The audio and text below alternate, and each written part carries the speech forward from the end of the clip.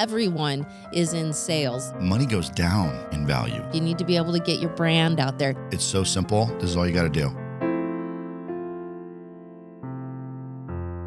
Hi, everyone. Welcome to today's episode of the Jeff Heilman Project, your go-to podcast for systematizing success when it comes to business, family, the school of hard knocks, you name it. Jeff and I have probably done it. We are just getting through life one day at a time over here. And the reason I say that, folks. One of the reasons why I say that is that it's spring. Spring cleaning is here. Big, huge transition. We don't know if you're feeling it, but certainly 2026 is seeming as if it is all engines going and ready to bust out those gates. And we hope that that's the case for you.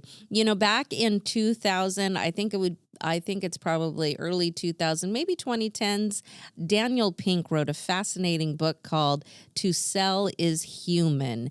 And that's the subject we're going to be talking about today. We're going to be talking about selling. Now, in Daniel Pink's book, he actually talked about the fact that everyone is in sales. If you've asked a girl out for a date, you're in sales. If you've negotiated your price down on your house with your real estate agent, you're in sales. Anytime that you make a transaction with a human being, you could be considered in sales of some type. And so when Andrew, our producer, that's like a produce department, but I guess that is how you say it. When Andrew, the producer of this show, came up with this subject of selling yourself, I don't know a better person that could answer that question than my husband, Nice. Jeff Heilman. It's So about all I'm good at. I remember when we here's got your married, intro, I babe. was like, man, I'm really good at like dozens of things. And you're like, I think you're good at like two or three things. Well, you definitely have a evangelistic, charismatic nature. And ever since, I'll never forget the story you told me about being like 5 years old and some stranger putting a $5 bill in your overalls just because you were Cute. So Who's not cute when they're 2 years old? I guess my question would overalls. be do you have any systems, tips, techniques for somebody who might not be, right out of the gate charismatic or good looking or talented? Maybe they've been thrust into a position of being in sales, but it's not a very natural thing. I mean, back in the Amway business, I know we had form, family, occupation, recreation, message. That seemed to be a really cool way, a really cool acronym for getting us to start the conversation. But what would you suggest, or what are your thoughts on how to sell yourself? This is a conversation I feel like I have to be really careful with because I have been in sales as my profession for, I think I ran the numbers on it one time. I've got something like 140,000 hours sales. Salespeople in general, we're kind of thought of as like tax collectors around the time of Christ. Like we're not exactly, I've used the analogy that everybody hates us. People don't want to be solicited to. So customers don't really like you. Managers don't like you because we sandbag deals all the time, right? So we say we're going to close $5 in sales and we close $15. And they're like, I could have forecasted the $15. I'm like, yeah, but I don't want you to forecast the $15 because I wasn't sure that you could actually bring in the $15. It was $5 was what I could commit. So sales managers don't like us.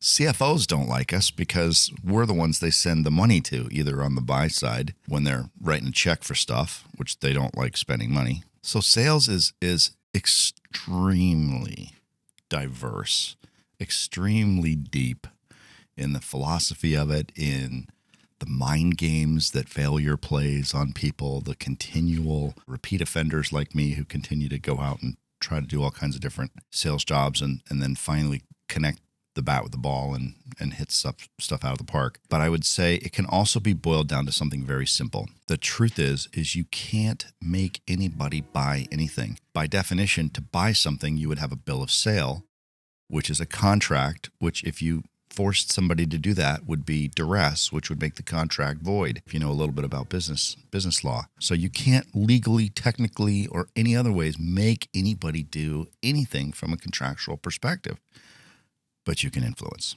And that is the real art, I think, of selling, is figuring out how to influence a transaction, a relationship, a partnership, if you're doing it at a high level, by building trust and the perception of value in exchange for dollars. That's probably the simplest way that I could describe it. I think that's why in my book, Reading to Sell is Human was so important and impactful. Was it really did demystify sales. It really did break off the stigma about sales, or that you had to have a special personality in order to be good at it. When you really recognize and realize that sales is just it's just communication. It's just interacting with people.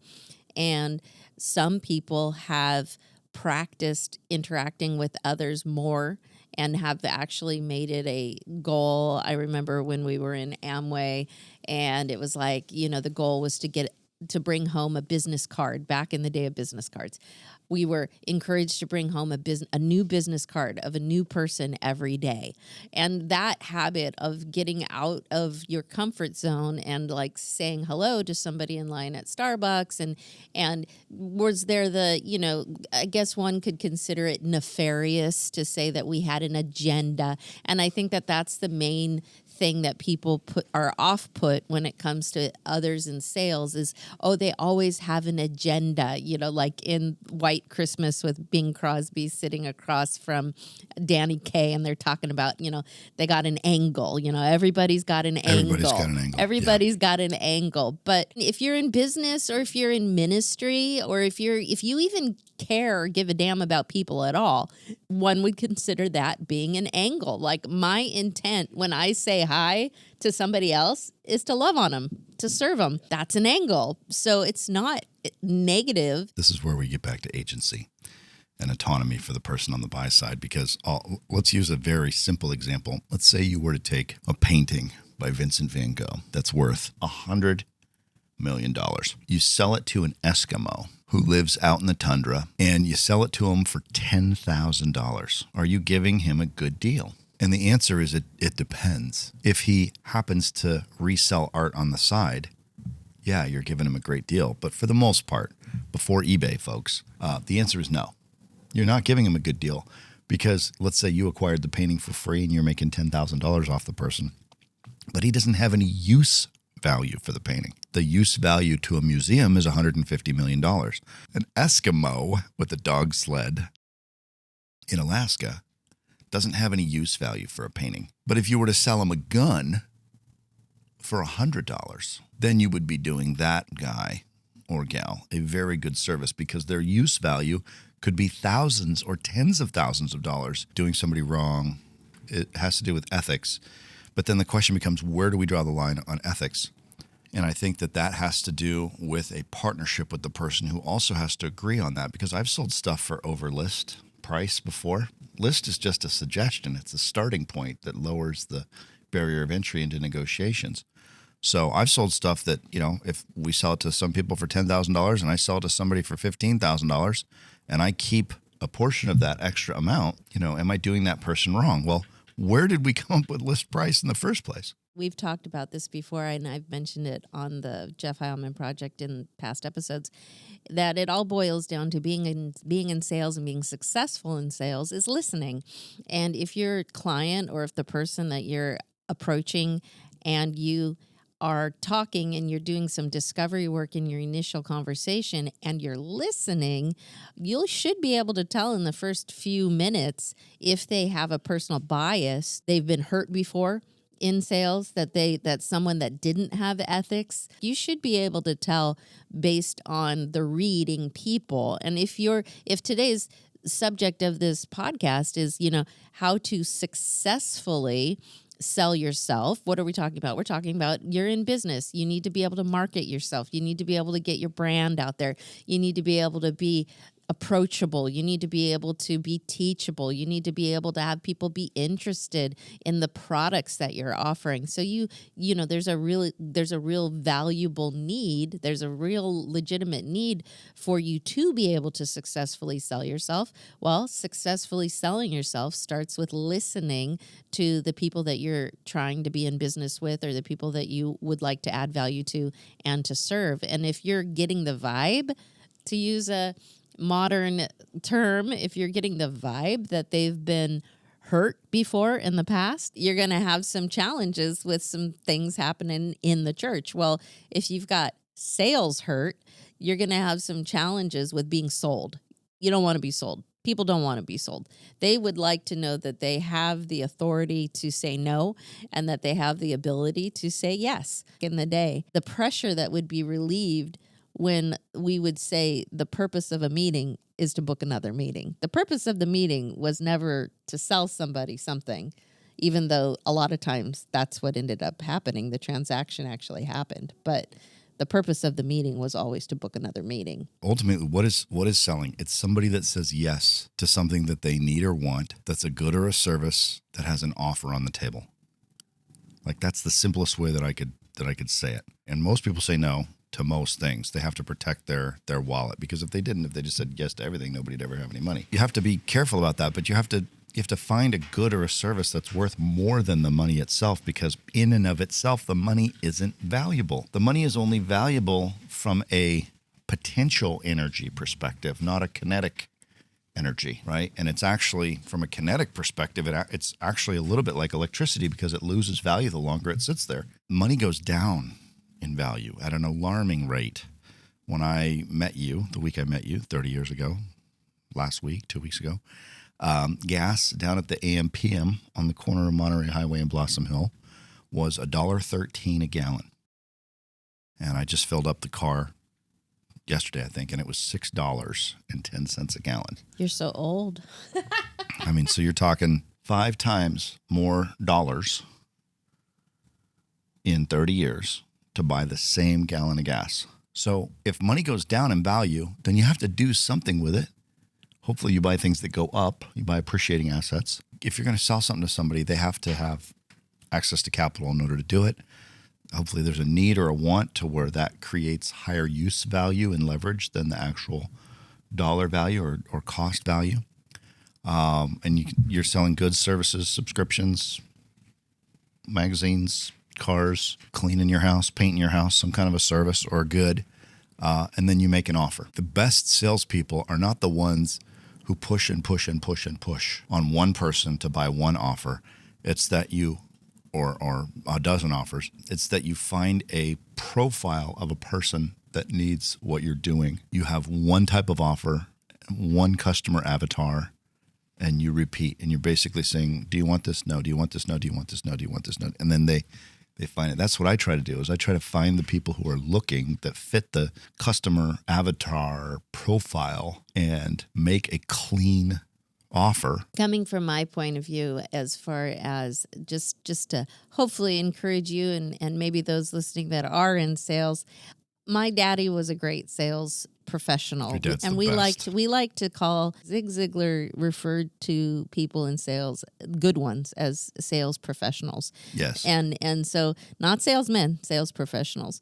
And my daddy was a great sales professional, and he, this is and shout out to you, Dad. He was one of 6 kids. He put himself through college. He wanted to have a better life for my mom and myself, and in so doing became a sales professional who operated with ethics, who was honest, who wanted the best who had relationships and was very relational.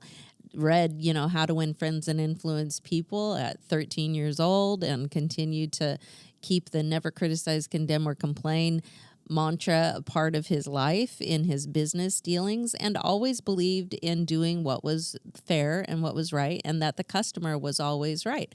As a matter of fact, he got treated poorly by a retailer who shall remain nameless, and had been a customer of theirs for like 30 years, and that once he wasn't treated fairly. He broke sever with that company and never shopped there again. So in my growing up, I have always admired people who are sales professionals, and I always equated being in sales as the people who get the job done, and that there's a perfect balance between engineers and sales team. But at the end of the day, Benjamin Franklin said, you got to have advertising and it's marketing that makes everything go. But I believe that it probably would go into a tier of marketing and then sales and then engineers, because how many of you know that you can sell a product that hasn't even been invented yet? And in most cases, a lot of the businesses that we operate with today, the product's been being sold, and then they hand it over the idea to the engineers and they say, okay, crap, we got 1 billion units sold. Now you better make a product. And then that pisses the engineers off. But my point being is that, from my point of view, I've always thought that sales and sales professional, that's where lifestyle comes from. That's the color, that's the excitement, that's the energy. I'll never forget those days when my dad would come home having closed a big deal, and it's not just hamburger, it's steak tonight, and having that feeling of the I didn't grow up in a home of entrepreneurs. I didn't grow up in a home of business owners. I'm sure that's like sales to the nth degree, to the next level. But I did grow up in a house where commissions and getting paid commissions and being able to put money away and being able to have the potential to make a lot of money in a single check or in a couple single checks, and then set up your family with that for the future. That just didn't seem, because I kind of had a rich dad. Both of my dads were both successful, so I can't say rich dad, poor dad, but I had engineer dad and I had sales dad. And engineer dad was dependable and reliable, and we would always have a very predictable meal, or we would always have fun experience. We would have more vacations with engineer dad than I had with sales dad. But I can tell you, all of the color and the Porsche one year and the minivan the next year came from sales dad, or vice versa. Minivan one year, Porsche next year came from sales dad.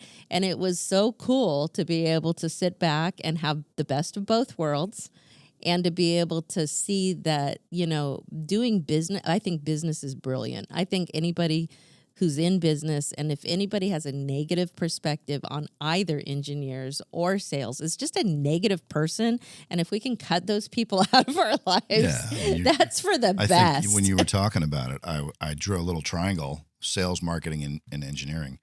And I think that the truth about it is that success in business is really about balance.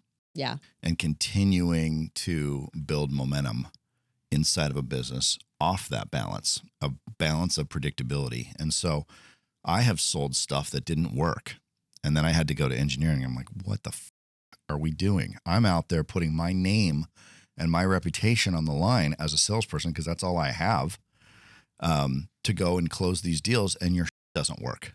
That's not okay.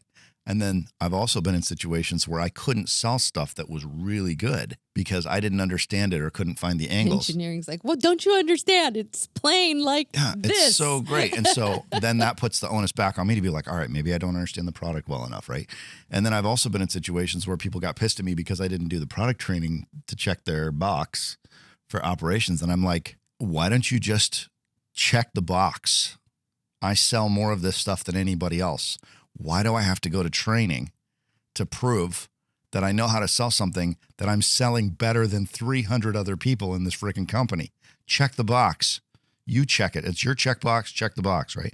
But you need sales training, because you got to be able to make sure and keep the bottom dwelling, scum sucking salespeople at the absolute bottom of the sales organization have to have at least a minimum level, because you're too chicken to fire the bottom dwellers. The marketing people, they need to be held accountable for brand, for nurturing customers along the journey, because now with the internet, and this has probably been 10 years now, almost every sales call that I've been on in the last 10 years is the last sales call that I will be on with that customer before they make a purchase.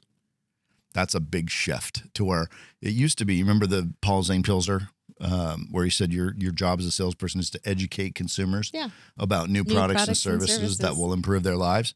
That's not their job anymore. It's not your job to educate. Consumers already understand. Unless you're an entrepreneur and you're doing something that's really new, different, and better, they don't need a salesperson for that to educate you about how great a Kirby vacuum cleaner is anymore. What you do in sales is you correct. I'm going to do a visual here, and I'm going to have Andrew put this visual up on the screen. So if you want sales, this was explained to me by a very good friend of mine, Sean Murphy, who I've known for, oh my God, probably 15 years at this point. Sean Murphy. Hey, Sean. Shout out. Sean Murphy worked for Cisco and was a badass mofo. He was a water polo player for UW. And just a beast of a dude. I always really loved my conversations with Sean Murphy. Blonde-haired guy, ripped, just gorgeous California dude in the sunshine. But he explains, he goes, dude, it's so simple. This is all you got to do. He draws a line like this. And he goes, sales is really simple. You got a line like this. That line represents the balance of power in a deal. You either need to sell it more or they need to buy it more. But one of the two of you is closer to the line of the balance of power. So sales is two things. Number one, figure out correctly who's closest to the line of the balance of power so you can identify whether or not you want to work on this deal.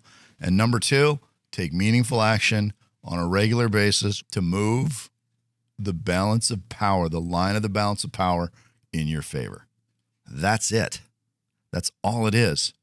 If you understand where the customer is juxtaposed against the line of the balance of power and you understand yourself, then you're literally Sun Tzu Art of War. To him who knows himself and his enemy, he need not fear in 100 battles. And the second thing is, what's the meaningful action that we can take to move the line of the balance of power in a favorable direction?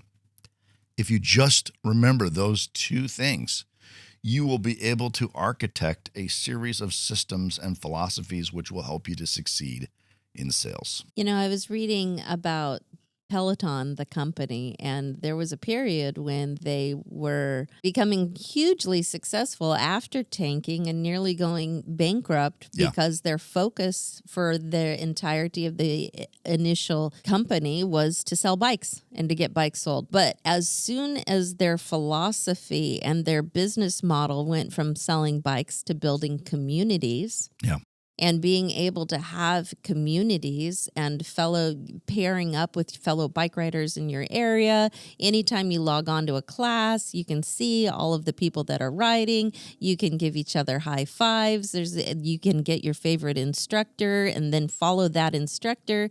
And then that instructor, calls you you're their little tribe. You're a part of their tribe. And then now we have a community. And so when you can go from an economy where people went from having to be educated about a product to now building communities, now being influencers who have their tribe of people that follow them. Maybe you're interested in organization. And so now you find an influencer on Instagram or someone who does the daily Amazon finds. And then you've joined a family. And if you can create a environment in your successful selling of yourself in the understanding that you're not just selling yourself anymore. You're selling your community, you're selling your home, you're selling your lifestyle. If you want to propel your business forward, if you want to get those followers, if you want to get those TikTok views up, a big part of that is developing a community, creating a feeling of family, being able to say, hey, come along with me, come along with us. It's not just me, it's us, me and my team of people, my family. Now you're a part of the family. Welcome in, be a part of the family. And coming out, especially from the pandemic and coming out from COVID, I think that in order to successfully sell ourselves moving forward, having the understanding that we're not just building a brand, we're not just building a direct sales of a product, but we're building a movement. And those movements involve community. Those movements involve a sense and a feeling of being a part of a family. I mean, you're either an Apple user or you're an Android user, right? What are those? Those are just like the Hatfields and the McCoys, man. Those are just two strong families, and you're either one or the other. So let's move forward in this Jeff Heilman project, and we want you to know that we consider you family. Those of you who have been with us, those subscribers that are new, hi, welcome. Those that have been around for a while, you've gotten to know us pretty well by We've been now. are we at 3 years this week? This is the week that we started. And happy anniversary to you, by the way. It's our 30th from the last week. We hit 30 years of knowing each other from our first 13th of March, date. 1996. And we're still in it to win it. You sold yourself on me, and I sold myself on you. That's for gosh darn sure, and that worked. We encourage you to go to the JeffHeilmanProject.com to download any of the templates that we have on the website in that systemization of your success. Thank you for liking, subscribing, sharing, and doing all the things as a part of our family, sharing with others so that we can continue to keep it growing and keep it going. God bless you guys. Thanks, everybody. Have a great week. Bye-bye.